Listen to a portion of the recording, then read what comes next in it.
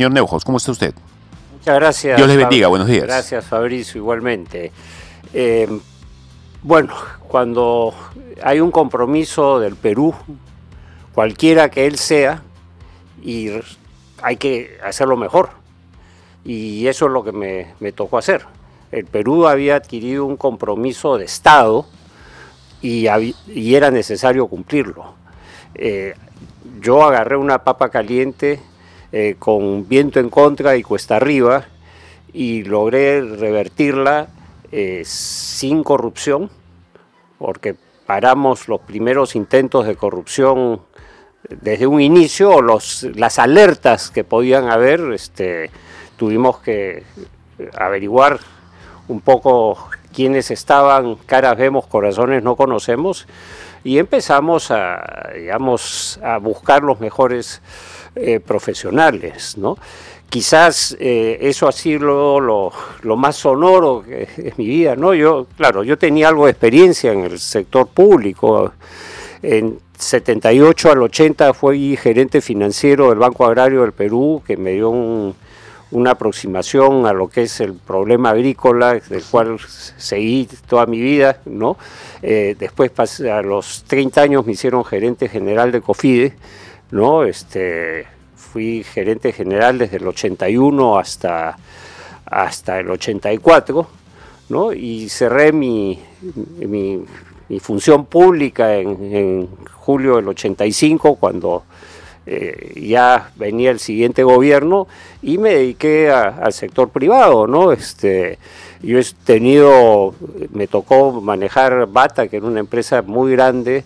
Tuvimos un atentado terrorista que destrozó una de las fábricas que teníamos, pero logramos salir adelante, y ahora Bata es una empresa sólida que está en todo el país, como lo ha estado desde el año 39, 40, ¿no? Que llegó al Perú, ¿no?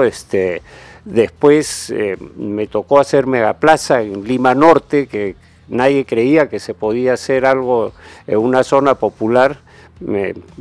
Pensaba que estaba loco, y bueno, lo logré hacer, y eso contagió a muchos inversionistas a hacerlo en el resto del país, ¿no? Y creo que generó un alto impacto en el empleo formal, y también generó pues recursos al Estado, ¿no? Entonces, y después fui presidente de la Federación de Tabla, y la sacamos 4 veces campeona mundial. Entonces, sí los retos me han perseguido toda la vida. Me parece interesante, y vamos a hablar un poco sobre todo sobre la iniciativa de hacer Megaplaza en una zona, pues, en los extramuros de Lima, ¿verdad? En donde aparentemente no había nada, y ha sido confiar en esa clase emergente, ¿no? Fue confiar en las clases que están saliendo adelante y que son bien pujantes en el país. Vamos a hablar de eso en un instante. Primero, lo que quiero preguntarles, ¿qué opina usted de toda esta decisión del gobierno de Donald Trump, de la administración de Donald Trump, de volarle la cabeza a USAID? Parece que la van a cerrar esa oficina. A ver, yo no conocía todos los entretelones de USAID, pero sí me llamó la atención hace unos meses, cuando Javier González Olachea estaba de ministro de Relaciones Exteriores, que pidió pues que se fiscalicen a estas ONGs que recibían dinero del exterior, o sea, que se transparente. O sea, yo he visto fundaciones de origen peruano que van a Estados Unidos para captar recursos para las tareas que hacen de bien social, ¿no? En el Perú, y todos los checks, ¿no? Todos los pasos que tienen que seguir para poder recibir recursos, y aquí es bien ligero, ¿no? Entonces, y ahora ya empiezo a atar, ¿no? ¿Qué es? Porque cuando González Olachea pidió que transparenten todo el asunto, ¿qué es lo que pasó? Bueno, el gobierno americano, a través de la embajada, fue uno de los primeros en saltar a protestar. O sea, el gobierno de Biden. El gobierno de Biden, ¿no? Entonces, no metan las narices ahí, más o menos. Claro, uno atando cabos, viene lo de Musk, ¿no?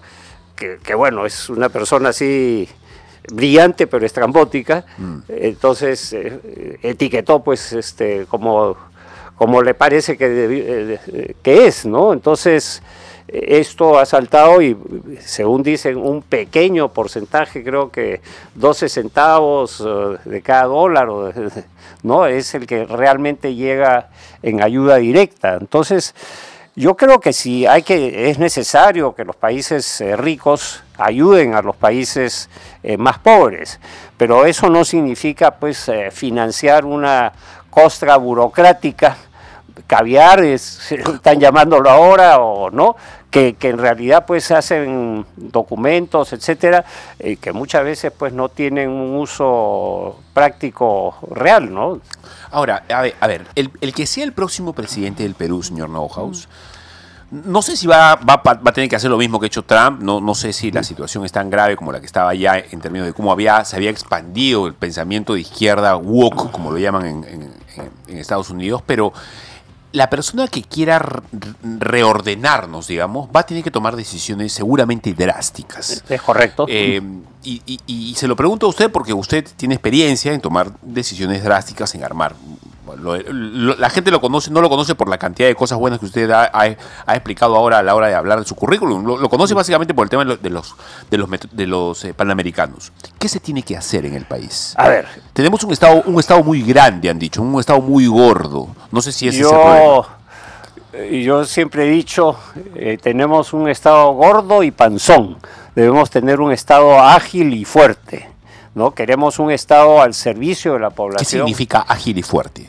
Que sea reactivo, o sea, que actúe con diligencia y rapidez, ¿no? Y que tenga la fortaleza, como por ejemplo, para poner el orden en el país. O sea, pero en términos concretos, ¿qué significa eso? ¿Acabar con ministerios, mantenerlos? No, yo creo que hay que fusionar ministerios, ¿no? Por ejemplo, una de las cosas que, gracias a la experiencia que tuve en los Juegos, me di cuenta pues que muchos ministerios tienen duplicidad de tareas. Por ejemplo, o sea, hacen lo mismo. Todos construyen, todos tienen una gerencia o dirección de proyectos. Entonces, ¿qué hace un médico construyendo hospitales? El médico tiene que dedicarse a la política hospitalaria y pedirle a alguna entidad del Estado que le ayude a hacer los hospitales, porque los médicos no saben de poner ladrillos, serán muy inteligentes. Sí saben lo que necesitan, saben lo mismo las necesidades. Lo mismo los maestros, ¿no? Lo mismo un ministro de vivienda, necesitamos un ministerio de vivienda que esté dictando políticas de vivienda para fomentar la vivienda social en el Perú y que cada peruano pueda tener un acceso digno a una vivienda. Entonces, por ejemplo, en Fuerzas Armadas, todos compran, ¿no? Que se junte, entiendo que ya hay esfuerzos para juntar en una sola entidad todo lo que son compras militares, ¿no? Para las Fuerzas Armadas, que podría juntarse con las compras de armamento que necesita la policía. Centralizarlo en una oficina. Una unidad independiente y que esté a prueba de corrupción, porque en Fuerzas Armadas entra la gente, entra un director, etcétera, por 2 años, después lo cambian, y después lo cambian, entonces no hay trazabilidad, ¿no? A ver, señor Neuhaus, y estos ministerios que aparentemente hacen lo mismo, incluso en términos ideológicos. Le pregunto, por ejemplo, por cosas que hace el Ministerio de la Mujer, que a veces termina siendo también el Ministerio de Inclusión Social. ¿Es necesario fusionar o es necesario desaparecer? A ver, hay cosas que hay que desaparecer y hay cosas que hay que fusionar. Por ejemplo. A ver, a mí me tocó, no sé si te acuerdas, del Comando Vacuna. Sí. Yo me metí de lleno a tratar de ayudar para que llegue la vacuna al Perú y que se distribuya adecuadamente. Pero antes de eso veíamos el hambre que había en el país, ¿no? Entonces competía el MIDIS, competía el Ministerio de la Mujer, competía el Ministerio de Salud, competían los gobiernos regionales, las municipalidades, todos ellos competían y, por ejemplo, Ticlo Chico, ¿no? Era, digamos, muy conocido y todo el mundo, Ticlo Chico estaba súper abastecido, ¿no? No diré súper abastecido, pero todo el mundo decía, no, hay que ayudar a Ticlo Chico. Y a 500 metros al lado de Ticlo Chico San Gabriel Alto, no había nada. No había nada. O le daban la plata a los municipios, o le daban las ayudas a los municipios, y los municipios las repartían como se les daba la gana. Le daban las vacunas a los gobiernos regionales y el Ministerio de Salud decía, no, yo mando solamente en la provincia de Lima. Lo que usted me está diciendo es sumamente complicado, porque suena bonito decirlo, es fácil decirlo, pero ¿cómo administras no solamente un país, una ciudad, digamos, tan complicada como Lima? Debe ser bien difícil esa chamba. Así es. Entonces, y los ministerios, cada uno competía por su lado, ¿no? No, hay que llevar, entonces, el tal ministerio, no, hay que llegar antes. Oye, somos un solo país, un solo gobierno. Esto tiene que llegar a toda la población. ¿Usted cree que entonces una de las primeras decisiones que tiene que tomar un nuevo gobierno para sacar adelante el país, en términos de organización, cuál sería? Yo creo que fusionar ministerios. ¿Lo cual significa despedir gente? Mira, significa, hay una cosa y que lo dice Fernando Sillonis y yo lo he visto también, me tocó hacerlo a mí también.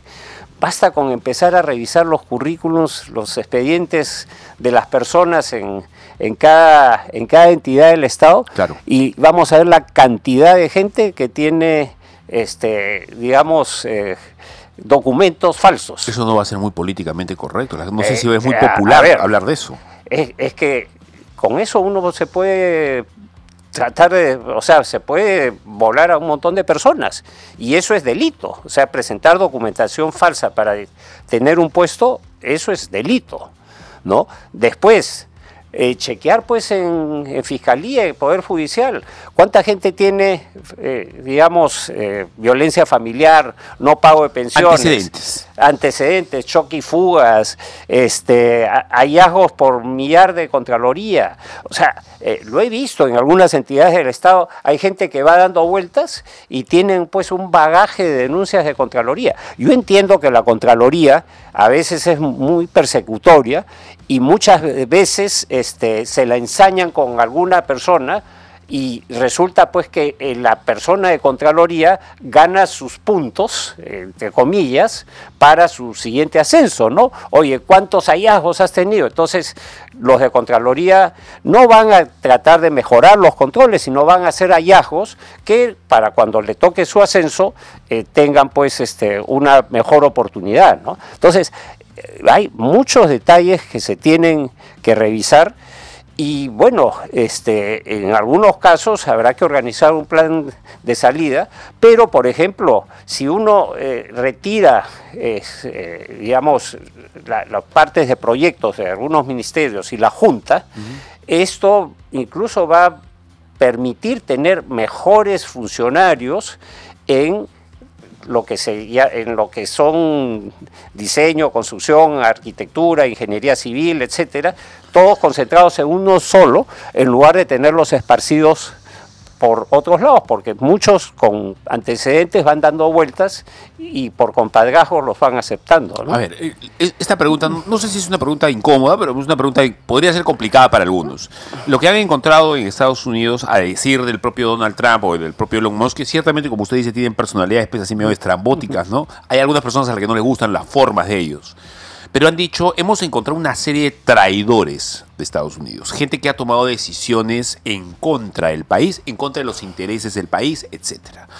¿Cabría la posibilidad de que eso pueda ocurrir en el país? ¿De que alguien pueda en algún momento decir, oye, lo que encontré en el Ministerio de la Mujer es una serie de gente que cree en ideologías medias raras que no le hacen bien al país? ¿Eso podría pasar? A ver, yo no creo, cuando yo fui funcionario, o sea, estuve Banco Agrario y COFIDE, había gente de partidos que no eran el de gobierno. Y yo no veía, incluso en los Panamericanos, yo no despedía a nadie por sus ideas. Por su manera de pensar. Por su manera de pensar. Pero por lo que la manera de pensar causaba en sus acciones, por ejemplo, decisiones presupuestales, etcétera. Ah, no, una cosa es eso, otra cosa son los mochasueldos, otra cosa es la gente que no es eficiente. O esto de las asesorías, ¿verdad? Que ahora hay asesorías para las todo. Las asesorías teníamos muchísimo cuidado a quién, y teníamos a Amalia Moreno, que trabajó conmigo y es especialista en la contratación del Estado, era súper estricta en que las asesorías tenían que ser puntuales para un tipo de problema específico. Entonces, por ejemplo, la pregunta que le hago va en ese sentido, en el sentido de que, oye, tú puedes tener toda la manera de pensar, pero a la hora de que tu manera de pensar empiece a direccionar asesorías para ciertos grupos de izquierda, ciertos amigos. Entonces, ¿cómo se soluciona eso? ¿El presidente qué debería hacer para acabar con ese problema? Primero, que todos pasen por un examen. O sea, por una sola oficina que los cense a todos, que los filtre a todos. Yo tuve que contratar cerca de 2.000 personas. En lo personal habré escogido 7 u 8. Y el resto era por concurso o tales y cuales personas me traían currículums, ¿no? de los antecedentes, de requisitos, me claro, de tales y cuales otras personas que podían ayudar. Pero de ahí todo el mundo pasaba su examen. Yo nunca escondí que digamos que era del PPC, pero eso no sirvió para ninguno del PPC de plataforma para automáticamente entrar, les decía a concurso. No, pero Carlos... Pero usted entra, digamos, usted es presidente de la República o algo similar, digamos, si viene, hace eso, le va a caer mal a bastante gente, ¿eh? Pero uno no se puede, incluso hasta el presidente de la República me hacía llegar unos sobres, todos ellos pasaban a concurso. Si entraban, entraban, y si no, disculpa, sorry, no daba la talla, no lo necesito. Y listo. La pregunta es, ¿necesitamos a alguien que tenga la correa para hacerlo? Es que si no hay otra... O sea, cuando uno tiene una responsabilidad como la que me tocó a mí, incluso en COFIDE, que yo era un mocoso, ¿no? Recibí así, me fui de COFIDE con una par de cajas de zapatos de puro tarjetazo, ¿no? Entonces, nada, tenía que ser los que entraran, gente con posgrados y capacitados, pero nada de favores, porque esos que uno le da favor terminan siendo unos problemas. A mí me pasó haberme encontrado con gente amiga en puestos, pues, en alguna empresa que creyeron que por ser amigos míos ya estaban sus problemas resueltos. Muchos terminaron fuera. Estamos con Carlos Neuhaus, presidente y precandidato presidencial del PPC, además exdirector ejecutivo de los Juegos Panamericanos Lima 2019. Estamos hablando un poco de cómo se organizaría el Estado peruano, un poco al ejemplo de lo que está ocurriendo en Estados Unidos. Va a marcar la pauta para las elecciones sobre el quehacer político Trump para las nuestras, ¿eh? Definitivamente va a ser una influencia. Sí. Mira, yo ya lo he hecho. No, yo tengo experiencia de haber hecho. O sea, a mí no me van a contar, ¿no? Yo he estado sumando mis tiempos en el Estado, 10 años de trabajo. Al inicio muy joven y después ya hasta hace joven poco. También. ¿Ah? Joven también todavía. Bueno, todavía me sigo metiendo al mar a correr olas, así Está que... muy bien eso. Bien, a ver, la economía nuestra indica un crecimiento del 3.3, más o menos es como hemos acabado el 2024, y hay una proyección similar para este año. A ver, usted entiende de estas cosas. El MEF ha proyectado un crecimiento del 5% para el PBI. Yo no sé si esto es posible. José Arista, el saliente ministro de Economía, le voy a preguntar también por José Salardi si lo conoce, que ha dejado Proinversión para ser el nuevo ministro de Economía, ha anticipado un crecimiento del 5% en el PBI para diciembre del 24 y este pronóstico, para diciembre del 25, perdón, y este pronóstico reafirmaría la tendencia positiva de recuperación económica que se inició el año pasado. ¿Es posible esto? A ver, el Perú tiene un potencial muy grande, ¿no? 3.2 es lo que salió el año pasado, 3% es lo que han dicho las entidades expertas y el BCR, que podía haber un poquito menos de crecimiento por El tema es el tema de elecciones, incertidumbre política, ¿no? El Perú puede crecer, primero, número uno, hay que tranquilizar el país. O sea, trabajar y terminar con el sicariato, extorsiones y todas estas cosas. Y además, o sea, una vez que los capturan, que el Poder Judicial, la Fiscalía, pues los acuse y los mande por un buen rato de vacaciones bajo techo en algún penal del Perú, donde no tenga posibilidad de comunicarse por celular y esas cosas. Una puna, probablemente, Así o una es. selva profunda, digamos. A algún lugar que sientan la pegada, porque ahora el delincuente dice, no, me paso unas vacaciones ahí, como gratis, duermo gratis en la Tengo cárcel. cable, Así es, etcétera. armo mi red de contactos y sale de nuevo a la calle. O sea, número uno, tranquilizar el Perú. Número dos, eliminar la cantidad de trámites y abusos que existen por parte de los municipios, ¿no?, al emprendedor, ¿no? Por ejemplo, antes, bueno, todavía subsisten cierres inopinados. Eso también es achicar el Estado, ¿no? Bueno, achicar la burocracia es achicar el Estado. Es en los municipios. Lo que pasa es que hay mucho compadrazgo, o sea, pongo a mi gente sobre la gente anterior, entonces el Estado tiene que ser, como yo digo, fuerte, ágil y súper honesto, hay que agregar eso, ¿no? Entonces, eliminar toda esa tramitología para que el emprendedor peruano pueda salir adelante, o sea, no puede ser que le pongan una serie de trabas y que hagan que las cosas no funcionen. Para armar un restaurante pues debería ser muy rápido, cumple y listo. El otro tema que también es un acoso fuerte, que es como ya no pueden cerrar porque salió la 31914, no pueden cerrar porque les da la gana, ahora aprovechan de las inspecciones técnicas de seguridad, que te dan 2 días para subsanar, ¿no? Y muchas veces, y esto se hace cada 2 años, antes era abierto, después se redujo a 10 años y ahora a 2 años. Y este es un mecanismo que tienen los municipios para recursearse. Plantean una observación que saben que en 2 años no se cumplen, y en 2 días no se cumplen, y te cierran, ¿no? Entonces, eso... Y además ya las inspecciones técnicas de seguridad se pueden hacer inopinadamente en cualquier momento. Sí. Ahora, qué curioso es que cuando hay incendios en Mesa Redonda y en estos son talleres informales, que no tienen licencias. Lo que siempre te dicen es, oye, si tenemos un crecimiento del 3%, 3.2%, eso es simplemente piloto automático para el Perú. Necesitamos realmente crecer a un 6%. Hay trabas. Para que haya plata, más plata para la gente. A un auto le quitan una bujía, ¿no? Para los que saben algo de mecánica, y pierde potencia. Con estos trámites le están quitando una bujía de las 4 que transmite electricidad a los pistones para que acelere. O sea, o es como si el auto andara con el freno de mano puesto. Entonces, bajen el freno de mano para que arranque el país. Eso es lo que se necesita.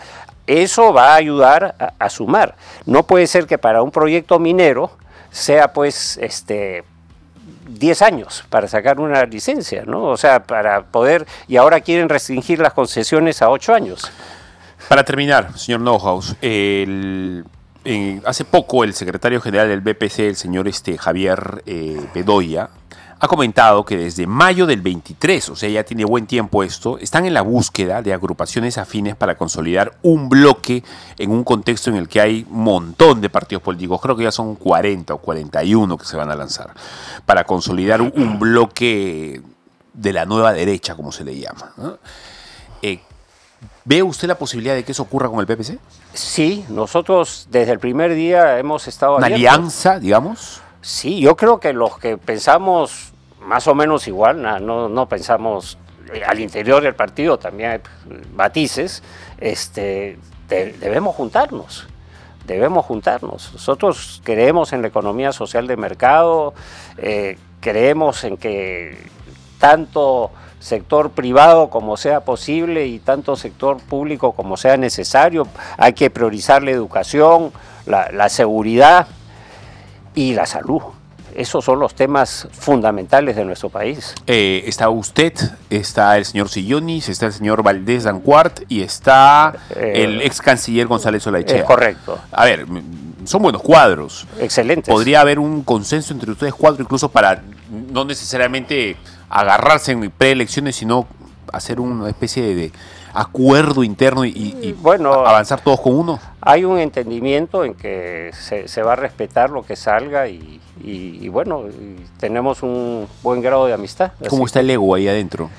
Bueno, siempre hay egos, pues a veces los egos son los que ponen obstáculos, ¿no? Unos egos son más chiquitos, otros son más grandes, pero ahí vamos. Ojalá que se puedan llegar a entender. Yo creo que lo suficientemente inteligentes como para ponerlos a un costado. Bueno, estaremos atentos nosotros a qué es lo que está pasando dentro del PPC, porque seguramente van a haber novedades interesantes. Le deseo lo mejor, señor Neuhaus. ¿Con qué se queda usted después de la entrevista?